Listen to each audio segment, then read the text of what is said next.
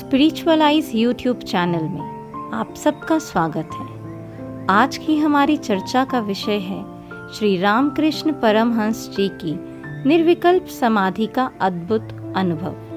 पिछले भाग से आगे, जिस अवस्था में पहुंचकर साधारण जीव वापस नहीं लौटते, जिसमें केवल 21 दिन तक रहने के बाद उनका शरीर सूखे पत्ते की तरह झड़ जाता है, उस अवस्था में मैं 6 महीने था।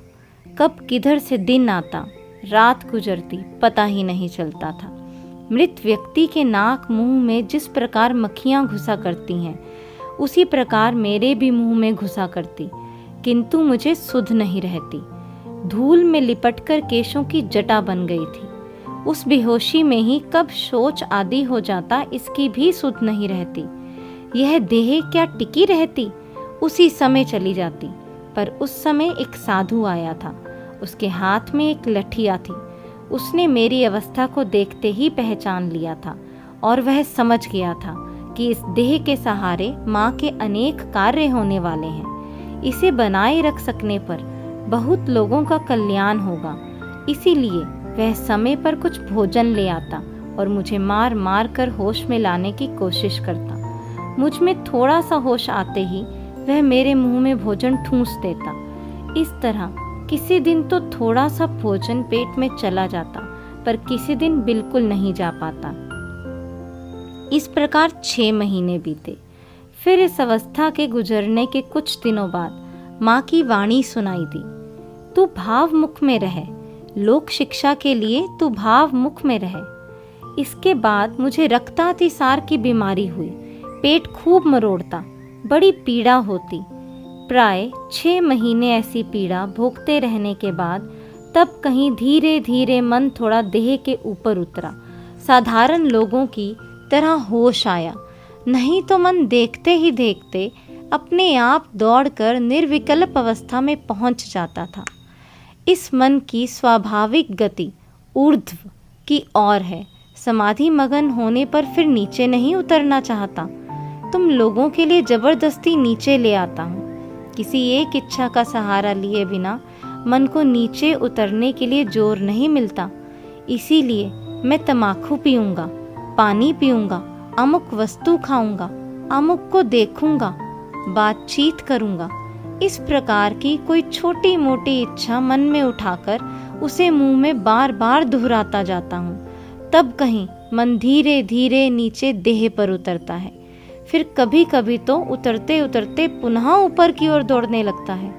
तब फिर उसे इस तरह की कामना के सहारे पकड़कर नीचे उतारना पड़ता है। ओम तत् सत मंत्र में से केवल तत् का उच्चारण करते ही श्री रामकृष्ण उच्च निर्विकल्प समाधि की अवस्था में पहुंच जाते थे। सत कहने पर उसके सापेक्ष असत की भी कहीं सुप्त चेतना रह सकती है, तथा परम पवित्र प्रतीक ओम में भी कुछ न्यूनता रह सकती है, किंतु तत् का उच्चारण करते ही उनकी चेतना से सापेक्षता की सभी कल्पनाएं संपूर्ण रूप से विलुप्त हो जाती। सत और असत के बीच के सभी भेद विलीन हो जाते तथा वे उस सर्वातीत निरपेक्ष एकत्व की अनुभूति में निमग्न हो जाते। प्रश्न: महाराज, समाधि अवस्था में आपके भीतर क्या तनिक भी अहम भाव नहीं रहता? यहाँ पर स्वामी रामकृष्ण जी बोलते हैं, प्राय थोड़ा अहम रहता है। सोने के कण को सोने के टुकड़े पर कितना भी क्यों ना रगड़ो, उसका कुछ अंश बच ही जाता है।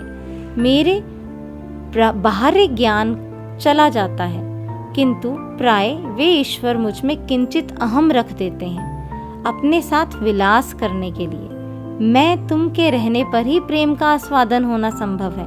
फिर कभी कभी वे उस मैं को भी मिटा डालते हैं। इस अवस्था का नाम है जड़ समाधि, निर्विकल्प समाधि। उस अवस्था में क्या होता है मुंह से बताया नहीं जा सकता। नमक का एक पुतला समुद्र की गहराई पाने गया था। ज्यों ही वह जल में उतरा, त्यों ही उसमें घुल गया। तदाकारा करित बन गया। अब कौन ऊपर आकर खबर दे कि समुद्र कितना गहरा है। आज के लिए इतना ही। श्री राम कृष्ण जी के अनुपम अनुभवों को सुनते रहने के लिए जुड़े रहिए हमारे YouTube चैनल स्पिरिचुअल आइज से। आप सबका दिन शुभ हो, आप सब अपने लक्ष्य को शीघ्र प्राप्त करें। इसी आशा के साथ आप सबसे विदा लेती हूँ। धन्यवाद।